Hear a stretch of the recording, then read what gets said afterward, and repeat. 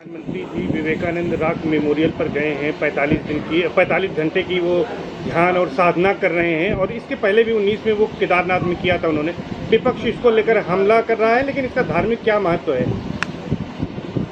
प्रधानमंत्री जी स्वयं को सेकुलर नहीं सिद्ध कर रहे, धार्मिक सिद्ध कर रहे। उनका हृदय परिपुष्ट है, अच्छी बात है। स्वयं को धार्मिक सिद्ध करें, आध्यात्मिक सिद्ध करें, बहुत अच्छी बात है। लेकिन प्रामाणिक जो आचार्य हैं उनको दबाने का कभी साहस न करें, प्रयास न करें।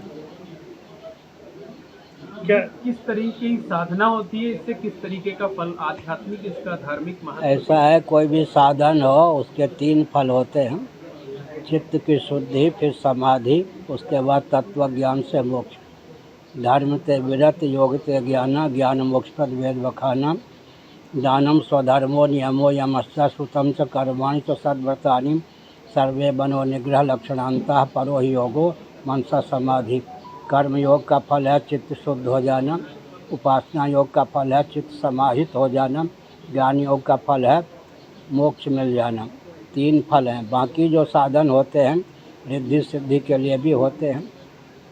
जिस संकल्प के निमित्त किया जाता है उसकी प्राप्ति हो जाती है, पूर्ति हो जाती है, वही जाती है। जैसे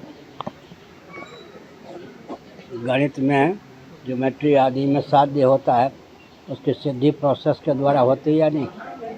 क्या जैसे ज्योमेट्री का थ्योरम नंबर 2 है, अंत में क्या लिखा? ये part can not equal to its whole, therefore our supposition is wrong. हमने जो कल्पना की वो व्यर्थ गई, क्योंकि एक अंश अपने अंशी के बराबर नहीं हो सकता है। साध्य की सिद्धि के लिए तो साधन होता है, प्रोसेस या मेथड है साध्य। अहिंसा की प्रतिष्ठा किसी के जीवन में है तो उसकी उपस्थिति से आपस में लाग डांट रखने वाले भी वैर का त्याग कर देंगे। सत्य की प्रतिष्ठा है तो उसकी वाणी यथावत हो जाएगी। अस्तेय की प्रधानता है, किसी के धन की चोरी नहीं करता तो उसके पास रत्नों का भंडार हो ही जाएगा।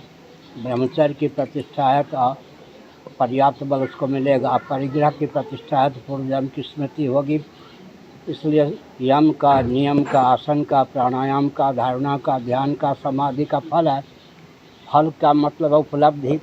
कोई भी हम साधन करते हैं, चलते हैं, गंतव्य तक पहुंचना फल है। फलावसानम जगत, शंकराचार्य ने लिखा। अच्छा, मोदी योगी व्यक्तिगत तौर पर ईमानदार हैं, लेकिन उनके मंत्रियों को लेकर के उसमें क्या? मैंने ये कहा कि घर भरने वाले न मोदी हैं न योगी हैं, और मंत्रियों में एक से एक अच्छे मंत्री भी हैं। सब मंत्री को हम बेकार कैसे कह दें? हमारा इतना कहना है कि मोदी योगी घर भरने वाले नहीं हैं। ये तो स्पष्ट ही है, सब जानता है देश में विदेश में। घर भरने वाले नहीं, राष्ट्रभक्त अवश्य हैं, सीमा सुरक्षित है, आतंकवादी जो हैं वो संयत हैं। ये सब गुण है, जो गुण है उसका वर्णन करते हैं। लेकिन ये दोनों का मोहन भागवत जोड़ लें, इन सब का अभिनिवेश है। माननीय शंकराचार्य भी अगर अनुगत नहीं होंगे, आरएसएस के अनुगामी या प्रचारक नहीं होंगे तो उनको रौंदे बिना नहीं रहेंगे। इतना जो है बहुत बड़ा व्यामोह है। आपको मैं कहता हूँ, इनकी परंपरा तो 100 वर्षों की भी नहीं है। अभी वर्तमान जो भारत में है लोकतंत्र है, उसकी परंपरा तो 100 वर्षों की नहीं है। हमारी परंपरा इस कल्प में 1,97,49,49,125 वर्षों की है। हमको कोई रौंद देगा क्या? श्रीमन नारायण प्रथम इष्ट हैं, प्रथम गुरु हैं। उनके बाद शंकराचार्य का स्थान कितना है? 10वां। शंकराचार्य के बाद मेरा स्थान है 145वां। श्रीमन नारायण से मेरा स्थान है 155वां। 1,97,49,49,125 वर्षों की हमारी परंपरा है। मोदी योगी या कोई भी अमेरिका का और रूस का हो, फूक मार के उड़ा देगा क्या? दर्शन, विज्ञान, व्यवहार, तीनों दृष्टियों से हम लोगों का पक्ष बहुत मजबूत है। इनको सीखना चाहिए, लेकिन ये रौंदने का प्रयास करते हैं। इतना व्यामोह इनके लिए, राष्ट्र के लिए बहुत घातक है। गणतंत्र का उत्सव मना रहा है, शंकराचार्य जी का आशीर्वाद किसके साथ है? कौन किसके साथ? आपका आशीर्वाद किसके? श्राप किसी को नहीं।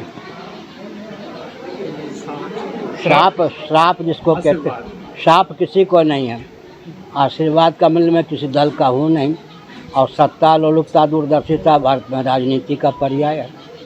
लेकिन तमाम संत महात्मा कहते हैं कि जो राम को लाए हैं हम उनको लाएंगे। अब संतों के कितने भेद हैं? सपाई संत, बसपाई संत, भाजपाई संत, कांग्रेसी संत, ये सब हैं या नहीं? राम को लाए हैं तो उसका लाभ तो उठ गया। अगर राम जी प्रतिष्ठित हो जाते तो भी भाजपा को से मिलता ही, लेकिन शास्त्रीय मर्यादा का अतिक्रमण करके जो राम जी की प्रतिष्ठा की उधर तो ध्यान नहीं जाएगा ऐसे वालों का। शास्त्र में विधि निषेध है या नहीं? राम जी की प्रतिष्ठा भाजपा के शासनकाल में होती तो श्रेय तो मिल ही जाता, लेकिन गर्भगृह में घुस करके मोदी जी ने जो प्रतिष्ठित किया, शास्त्रीय मर्यादा का उल्लंघन किया, आधा तीतर आधा बटेर। अगर ब्राह्मण होकर भी वो प्रधानमंत्री होते तो भी इस श्रेय से अपने को दूर रखते तो श्रेय मिलता। ज़्यादा श्रेय लेने के लोभ में अब तो क्या हो रहा है, खतरा भी है। ये 45 घंटे की फिर तपस्या का फल। अरे तपस्या जो भी करे उसको फल मिलता ही है। तप के 3 भेद हैं, तामस, सात्विक, राजस। गीता का 17वां अध्याय पढ़िए, जिस कोटि का तप होता है उस कोटि का फल मिलता है।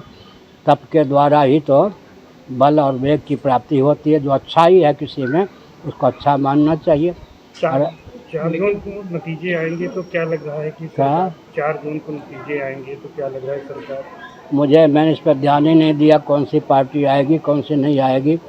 संभावना लोग कहते हैं जो अभी केंद्र में सरकार है उसी की सरकार बनेगी।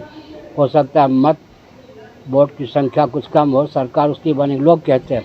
मैंने इस पर ध्यान नहीं दिया है। जो भी सरकार बनेगी हमसे ज़रूर भिड़ेगी, हम पहले से तैयार रहते। किसी को मिट्टी में मिलाने के लिए नहीं। हमको मालूम है नरसिंह राव आए तो हमको दबाने का प्रयास किया, मोदी जी दबाने का प्रयास कर रहे, ऐसे ज्योतिर्बसु ने दबाने का प्रयास किया, उड़ीसा के पूर्व मुख्यमंत्री आदि ने दबाने का प्रयास किया, वर्तमान मुख्यमंत्री दबाने का प्रयास करते करते दब गए।